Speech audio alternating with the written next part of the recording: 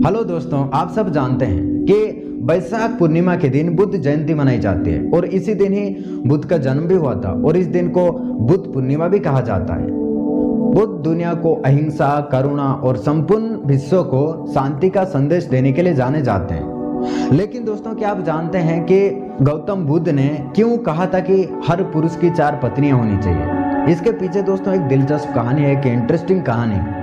इस कहानी से ना आपको बहुत कुछ सीखने को मिलेगा, तो ध्यानपूर्वक सुनना। तो चलिए शुरू करते हैं। एक आदमी की 4 पत्नियां थी। प्राचीन भारत की सामाजिक व्यवस्था ऐसी थी जहां एक पुरुष कई पत्नियां रख सकता था। समय बीतने पर वो व्यक्ति बीमार पड़ गया और उससे अपनी मौत करीब दिखने लगी। जीवन के अंत में वो बहुत अकेलापन महसूस करने लगा। उसने अपनी पहली पत्नी को बुलाया और उसे अपने साथ दूसरी दुनिया में चलने के लिए कहा। व्यक्ति ने कहा, मेरी प्यारी पत्नी, मैंने तुम्हें दिन रात प्यार किया, जीवन भर तुम्हारा ख्याल रखा। अब मैं मरने वाला हूँ, क्या तुम मेरे साथ वहां चलोगी जहां मैं अपनी मृत्यु के बाद जाऊं? उससे उम्मीद थी कि उसकी पहली पत्नी का जवाब हाँ ही होगा, लेकिन उसने जवाब दिया, मेरे प्यारे पति, मुझे पता है कि आप हमेशा मुझसे प्यार करते थे और अब आपका अंत करीब है। ऐसे में अब आपसे अलग होने का समय आ गया है। यह था पहली पत्नी की जवाब। दूसरी पत्नी का जवाब। इसके बाद बीमार पुरुष ने अपनी दूसरी पत्नी को बिस्तर के पास बुलाया और मौत के बाद के सफर पर साथ चलने की विनती की। उसने कहा, मेरी प्यारी दूसरी पत्नी, तुम जानती हो कि मैंने तुम्हें कितना प्यार किया है। कभी कभी मुझे डर लगता था कि तुम मुझे छोड़ दोगी, लेकिन मैंने तुम्हें दृढ़ता से थामे रखा। मेरी प्रिय, मेरे साथ दूसरे सफर पर चलो। दूसरी पत्नी ने जवाब दिया, प्रिय पति, आपकी पहली पत्नी ने आपकी मृत्यु के बाद आपका साथ देने से इनकार कर दिया, तो फिर मैं भला आपके साथ कैसे जा सकती हूँ?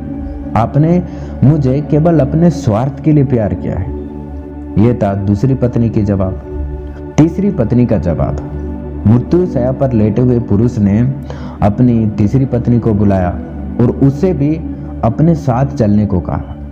तीसरी पत्नी ने आंखों में आंसू भरकर उत्तर दिया, मेरे प्रिय, मुझे आप पर दया आ रही है और अपने लिए दुख हो रहा है, इसलिए मैं अंतिम संस्कार तक आपके साथ रहूंगी। इस तरह तीसरी पत्नी ने भी उसके साथ चलने से इनकार कर दिया। चौथी पत्नी का जवाब। जब तीनों पत्नियों ने उसकी मृत्यु के बाद उसका अनुसरण करने से इनकार कर दिया, तब उससे याद आया कि उसकी एक और पत्नी है, उसकी चौथी पत्नी, जिसकी उसने ज्यादा परवाह नहीं की थी। चौथी पत्नी के साथ उसने हमेशा एक दासी की तरह व्यवहार किया था और हमेशा उससे दुत्कारा था।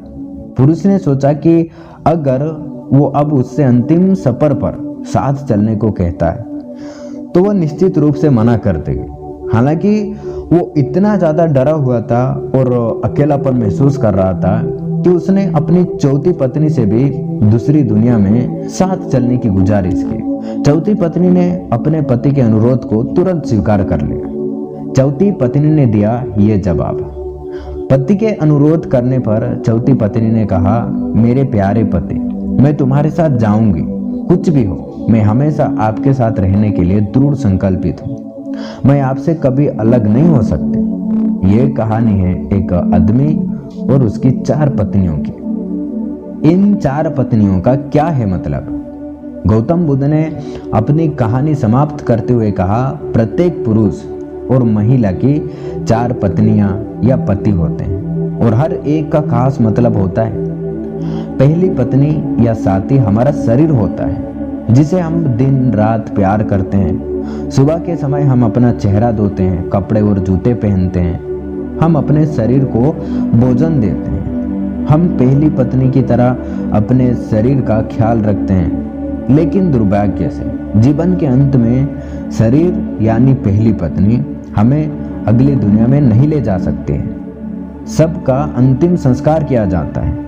बुद्ध ने कहा, जब अंतिम सांस हमारे शरीर को छोड़ती है तो चेहरे का रंग बदल जाता है और हम अपने उज्जवल जीवन को खोने लगते हैं। हमारे प्रियजन इकट्ठा होकर विलाप कर सकते हैं, लेकिन इसका कोई फायदा नहीं होता। ऐसे समय में शरीर को अंतिम संस्कार के लिए एक खुले मैदान में रख दिया जाता है और सिर्फ सफेद राख बच जाती है। यह हमारे शरीर का गंतव्य है। दूसरी पत्नी हमारे भाग्य, भौतिक चीजों, धन, संपत्ति, प्रसिद्धि, पद और नौकरी को दर्शाती है। हम इन सभी भौतिक चीजों से काफी जुड़ाव महसूस करते हैं, जिससे पाने के लिए हमने कड़ी मेहनत की है। हम इन चीजों को खोने से डरते हैं और बहुत कुछ पाने की इच्छा रखते हैं, लेकिन इनकी कोई सीमा नहीं है। जीवन के अंत में ये चीजें मृत्यु तक हमारा पीछा नहीं कर सकती। हमारे भाग्य ने जो भी इकट्ठा किया है उसे हमें छोड़ना ही होगा।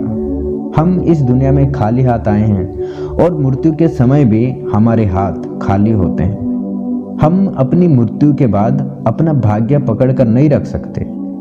जैसे दूसरी पत्नी ने अपने पति से कहा था, तुमने अपने अहंकार और स्वार्थ के लिए सिर्फ मुझे अपने साथ रखा और अब अलविदा कहने का समय आ गया है।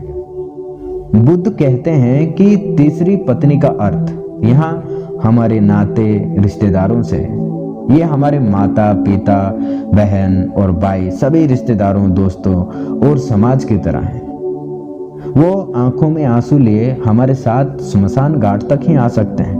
वो हमारे लिए दुखी और उदास रहते हैं। इसलिए हम अपने शरीर, भाग्य और समाज पर निर्भर नहीं रह सकते।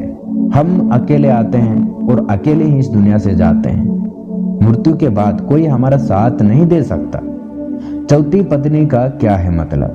बुद्ध ने कहा, चौथी पत्नी हमारा मन या चेतना है। जब हम गहराई से ये पहचान जाते हैं कि हमारा मन क्रोध, लालच और असंतोष से भरा हुआ है, तो हम अपने जीवन को अच्छे नजरे से देख पाते हैं।